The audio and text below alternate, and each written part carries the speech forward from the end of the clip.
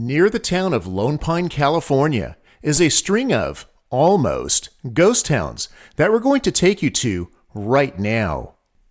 If you've seen this tour before, it's been updated in May of 2020. Lone Pine is found about 200 miles north of Los Angeles. Along with great views of the Sierra Nevada mountains, the Owens Valley couples vast, secluded scenery with a real sense of tranquility. Just over 100 years ago, this area was much different. The Owens Lake wasn't dry and was more like a large inland sea than a lake. This lake, along with the mining and agriculture that was prevalent back then, the area supported a much larger population and a lot of people lived here. However, by the early 1900s, the city of Los Angeles bought up much of the property and water rights in the Owens Valley, then systematically gulped the lake and surrounding mountain streams dry, ending the once thriving agriculture.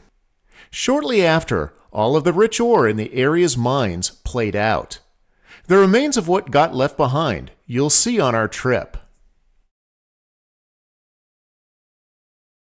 Our trip starts at the Interagency Visitor Center at the junction of Highways 395 and 136, which is just south of downtown Lone Pine. Make a point to stop here and look around. The museum includes a lot of pictures and information of what life was like during this area's heyday. When you're finished, head east on Highway 136. If you'd like to learn more about what to see around the Lone Pine area, be sure to see our video that covers just that. On YouTube, search for Lone Pine Area What to See.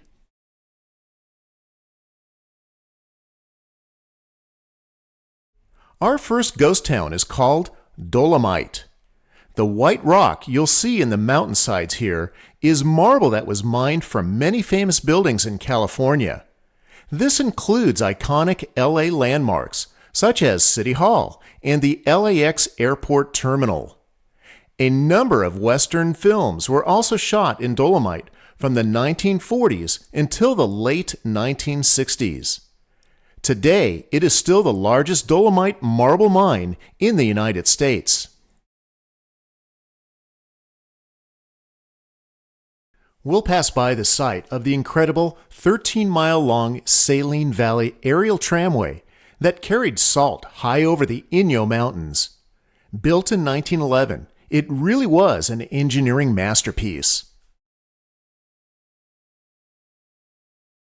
Our next ghost town is Swansea, where silver was smelted here in 1870 and then shipped by steamboat across Owens Lake. Scant remains of the furnace still stands today. Nearby are some unique Native American petroglyphs.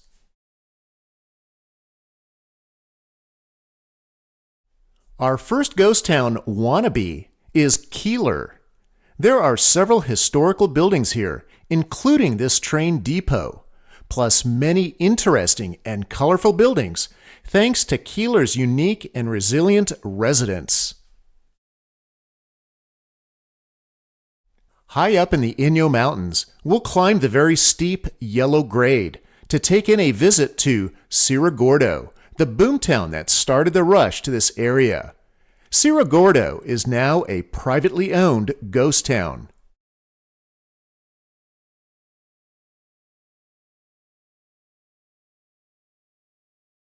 We'll make a quick pass through Talc City, where miners took white gold out of the earth.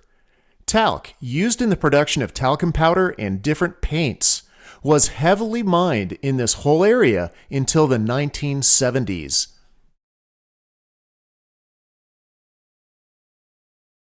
And our last stop is another ghost town wannabe named Darwin. We'll visit one of the somewhat active mines, the old town, and its cemetery. Like Keeler, many residents here have restored some of the buildings and display very unique artifacts in their front yards.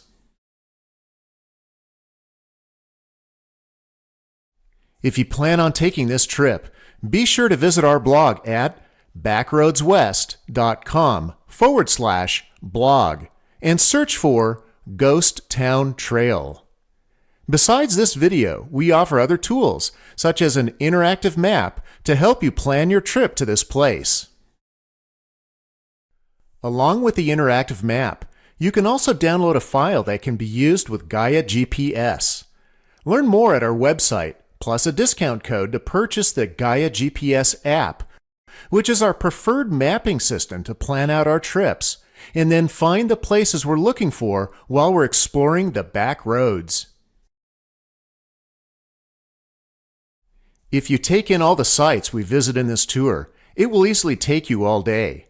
So, fill up your gas tank in Lone Pine, bring something to snack on, and we'll get going on our tour of this cool string of classic desert ghost towns. At the end of our tour, we'll take you on a virtual flyover of all the places we visited thanks to Google Earth. Are you ready to get going? All right, let's do it.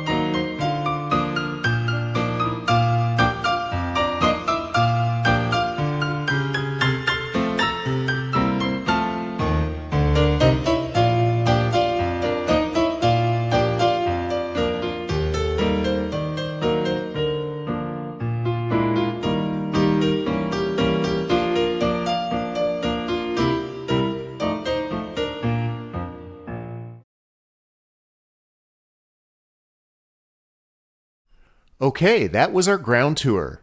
Now let's kick it up a notch and use Google Earth to get a look at how this same tour looks from the air. You'll get a different sense of how the desert and mountain terrain looks from above as compared to the ground.